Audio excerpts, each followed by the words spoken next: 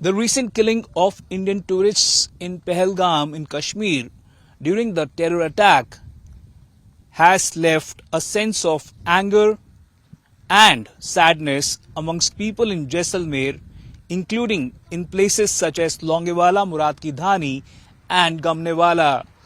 Even as people out here feel that attacks should be avenged, they also feel that deteriorating relations between India and Pakistan has affected their lives in the past. क्या नाम है sir आपका? उमेद सिंह।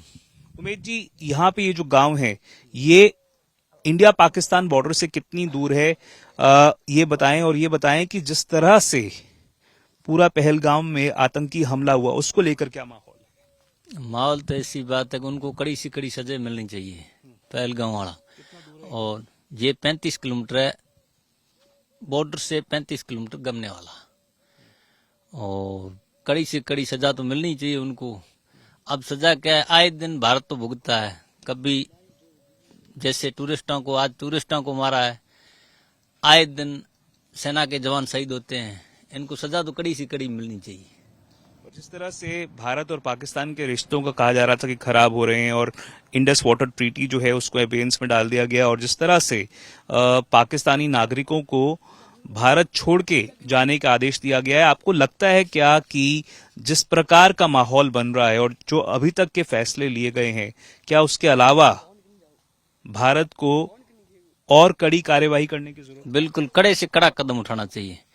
बाकी public को तो परेशानी होगी, आमने सामने दोनों हैं। तो भारत पाकिस्तान पहले एक था, उसके तो सबके रिश्ते हैं। पाकिस्तान के इधर है और भारत के उधर है, उनको तो पब्लिक को तो परेशान होना ही होना है। बाकी इधर से इससे भी कड़े कदम उठाने चाहिए, तो आइंदा से कोई भी ध्यान रखे इस चीज का। पर आप बॉर्डर से इतना नजदीक रहते हैं, 1971 में लौंगेवाला की जंग जो है वो हुई थी, क्या असर पड़ा था इस गांव के ऊपर उस जंग का? लोग कितने प्रभावित हुए थे? लोग तो प्रभावित होंगे ही। अभी यदि जंग होती है तो भी लोग प्रभावित होंगे। पहले जंग हुई थी उसके अंदर भी लोग प्रभावित हुए थे।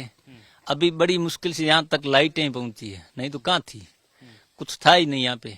आसपास कोई ढंग के स्कूल हॉस्पिटल हैं क्या? स्कूल है 5 तक, बाकी रामगढ़ यहाँ से 28 किलोमीटर पहले कोई सुविधा नहीं। जंग आप मानते हैं, फिर भी क्या सोल्यूशन जंग ही है? अब इसका आखिरी सोल्यूशन जंग ही है। पाकिस्तान से आखिरी भारत के पास सोल्यूशन दूसरा कुछ नहीं है। आपको लगता है जंग से स्थायी समाधान निकल पाएगा क्या? बिल्कुल निकल जाएगा। आपका क्या नाम है? हीर सिंह। हीर जी, क्या कितने साल के हो आप? मैं 22-23 का। 22-23 के। तो 1971 की जंग के समय तो आप थे भी नहीं। ये बताएं कि जो युवा है यहाँ पे जैसलमेर के इस इलाके में जो बॉर्डर के इतना करीब है, उनमें क्या माहौल है? क्या आपको लगता है कि स्थायी समाधान जो है वो जंग है इंडिया पाकिस्तान के बीच? सर जंग तो समाधान नहीं है, लेकिन फिर भी सजा उनको मिलनी चाहिए। जंग होगी तो पूरा इलाका प्रभावित होगा। जंग से किसी का भला नहीं होगा। मानना है कि जिन आतंकियों ने भारत के नागरिकों को मौत के घाट उतारा उनको सजा मिलनी चाहिए, पर जंग कोई इसका समाधान नहीं है। जंग समाधान नहीं है, जंग बिल्कुल समाधान नहीं है, लेकिन उनको सजा मिलनी चाहिए कड़ी से कड़ी। ये जो इलाके हैं बॉर्डर के पास के, जैसे कि मुराद की धानी का गांव है, गमने वाला गांव है, लौंगेवाला है, यहाँ पर क्या माहौल है? क्या आपको लगता है कि जैसे मैं देख रहा हूँ कि छोटी छोटी जो बच्चियां हैं वो पानी उठाकर ला रही हैं। ये जो इलाका है बेहद पिछड़ा हुआ इलाका है, ना यहाँ पर कोई ढंग के स्कूल हैं, ना कोई ढंग के अस्पताल हैं। लोगों को अगर 5वीं के बाद अपने बच्चों को पढ़ाना होता है तो उनको रामगढ़, जो कि यहाँ से दूर है, वहां भेजना पड़ता है। अगर कोई मेडिकल इमरजेंसी आ जाए तब आप लोग क्या करते हैं? अगर अपने बच्चों को आगे पढ़ाना चाहते हैं, अच्छी शिक्षा दिलाना चाहते हैं, तो आप लोग क्या करते हैं? हमारे लिए रामगढ़ ही है। रामगढ़ अगर इमरजेंसी होती है तो भी रामगढ़ है, और इसको हॉस्पिटल स्कूल सब रामगढ़। रामगढ़ से पहले कुछ नहीं है, पहले कोई सुविधा नहीं है यहाँ पे। रामगढ़ यहाँ से करीबन 28 किलोमीटर दूर है, और यहाँ पर इनका कहना है कि सुविधा नहीं है कोई। दूर दूर तक रेगिस्तानी धोरे हैं, मिट्टी मिट्टी है, और जिस प्रकार का यहाँ पर माहौल बना हुआ है, हालांकि गुस्सा है, आक्रोश है, जिस तरह से पहलगाम में भारतीयों को मौत के घाट उतार दिया गया, उसके खिलाफ कड़ी कार्यवाही की मांग है। पर वो कड़ी कार्यवाही क्या हो सकती है? क्या जंग के समय जो माहौल उत्पन्न होता है? सर ये बताएं, 1971 की जंग के समय आपने क्या देखा था? आप थे उस समय क्या? मैं तो नहीं था, पर हम उस टाइम रामगढ़ के अंदर रहते थे। रामगढ़ के अंदर मेरे खुद के मकान के ऊपर गिरा था बम। बाकी प्रभावित तो लोग होते हैं, जंग तो होती है जब, पर इसका समाधान इसका यही होगा, जंग नहीं होगी जब तक पाकिस्तान नहीं मानेगा। बाकी धार्मिक उन्माद तो उनको फैलाना ही है, इधर वैसी कोई बात नहीं धार्मिक। कितने साल के हो आप? मैं 10 साल का। क्या नाम है? अभिमन्यु सिंह। स्कूल जाते हो? कौन सी क्लास में हो? 6 कहाँ जाते हो स्कूल? रामगढ़। यहाँ से कितना दूर है? 28 किलोमीटर। रोज जाते हो इतना दूर? अभी तो हॉस्टल में रहते।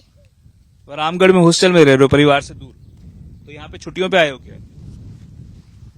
आपका क्या नाम है? क्या नाम है? आगे योगिंदर सिंह। हाँ? योगिंदर सिंह। कितने साल के हो? हम 12 साल। 12 साल। कौन सी क्लास में हो? चौथी। पढ़ाई करते हो? कहाँ पे पढ़ाई करते हो? किनोई। कितना दूर है यहाँ से स्कूल? सलखा से 5 किलोमीटर। अच्छा, आप बाहर से आए हुए हो यहाँ पे? अच्छा, तो ये जैसलमेर के हैं पर इस गमने वाला गांव से नहीं है, यहाँ पर आए हुए हैं। पर यहाँ पे बच्चों को जिनको अच्छी शिक्षा चाहिए, स्कूलिंग अच्छी चाहिए, उनको दूर जाना पड़ता है। 28 किलोमीटर दूर जाना पड़ता है रामगढ़ में पढ़ने के लिए। अगर 5वीं के बाद की पढ़ाई करनी है तो शिक्षा को लेकर, चिकित्सा को लेकर यहाँ पर ढंग की सुविधाएं नहीं है। गांव वालों का मानना है कि जंग के समय जो लोग हैं वो प्रभावित होते हैं, उनकी जिंदगियों पर असर पड़ता है। पर जिस तरह से आतंकियों ने अपने नापाक मंसूबों को भारत के लोगों को मौत के घाट उतारकर पूरा किया, उसके खिलाफ कड़ी कार्यवाही की मांग को लेकर ये लोग जो हैं वो अडिग हैं। With camera person Manish Devankur Wadhawan in Gamnewala in Jaisalmer for India today.